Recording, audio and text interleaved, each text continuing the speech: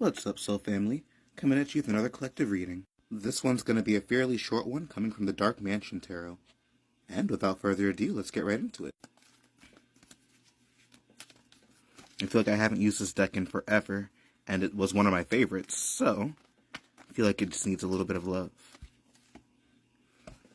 And we have the Death card coming out in reverse. I don't normally do reversals, but I kind of just keep note of them, but the Death card in general has to do with a lot of change and transformation. So reverse, it could basically mean that there is resistance to change, maybe there's a stagnancy that you feel, maybe there's just overall issues as you transition into this new version of yourself.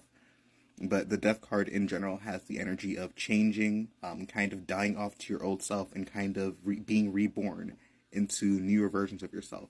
Kind of embracing new versions that, or new realities that you get to experience based off the new version that you become. Alright, so let's see what else is in store for us. This one's kind of sticking out. The Lovers card. I love this one too. So initially, the Lovers is actually depicted as something similar to this, where there was a man caught between two women and having to make a choice between, which lover he wants to go with. Though many renditions, of course, typically just have like a couple or something similar, the Lover's card is a card, of course, about love, but it's also a card about choice. Coming out with the Death card, it has the energy of the choices that we're making right now are very critical in our experience, and they will pretty much lead to drastic changes or drastic shifts within our paradigm. Or it could simply be an omen of love on the way. There's that, or if you have a connection or relationship or something like that there might have been feeling like stagnancies, or a relationship that you've been wanting to kind of change or transform, then this could be pointing towards that connection changing in some way. I'd say unlike the Tower card, the Death card doesn't have nearly as much chaos tossed in with the change, so it oftentimes can be a very positive experience. I'll pull two more and then we'll close it out with the bottom of the deck. Oh, this one's kind of poking out.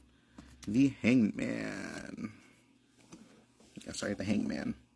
The Hangman has a lot to do with gaining new perspectives and shifting your perspective, seeing things from a different lens. It has oftentimes a lot to do with enlightenment and seeking after the truth even.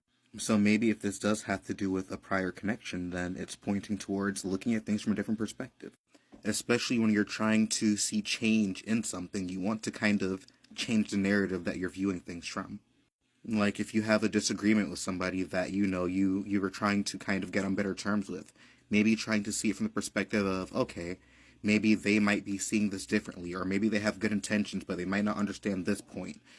Trying to give the benefit of the doubt or trying to paint them in a more neutral or positive light can oftentimes lead to benefit compared to trying to paint them as the villain or paint them as a monster or paint them as, something not necessarily the best. When you give people the space to show up in a different way, oftentimes you'd be surprised at how they will actually do such. It's when you kind of force people into certain perspectives or paradigms in which reality kind of proves you right over and over again.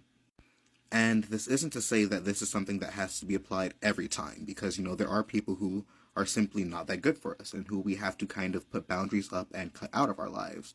But this is to say that there are times when we do have, conflict or things like that, where if we were to shift the lens in which we are viewing this person from, it might actually give us the space to understand them a little bit better. Or even just situations that arise in our life in general. If you view things from a different perspective, it allows these situations to serve you in a different way. Alright, we'll do one more and then the bottom of the deck. So we will do this. The Empress, and let's see what's at the bottom. The Tower. It also came in reverse, kind of funny, but... So the Empress is a card that, in my opinion, signifies quite a bit. It signifies somebody who has strong boundaries, somebody who is very abundant, somebody who is caring, nurturing. I feel like it kind of embodies all of the court cards in one, so to speak. It's like the divine feminine energy. So maybe this is the energy of you taking care of yourself, you nurturing connections, you pouring energy into certain facets of your experience. Or maybe it's showing that you're in a little bit more of a receptive mode, where you're kind of attracting in experiences that are, a little better to you. And in some cases, it can signify pregnancy. As you see, she's kind of like holding her belly. Especially with the Death card and the Lovers, it feels like there very well could be a strong change heading your way. And the Tower coming out, it could all definitely, be pointing towards maybe a pregnancy of some sort. Though I will say the fact that both the Tower and the Death card came out reversed prior makes me feel as if, in some way, shape, and form, maybe there is a stagnancy. Maybe there is an aversion to change. Or maybe there is a kind of crisis or some kind of situation that we are playing damage control with. When the Tower comes up reversed, it could be pointing towards a situation or a crisis that can be averted or be diminished through our interactions or through our intentions.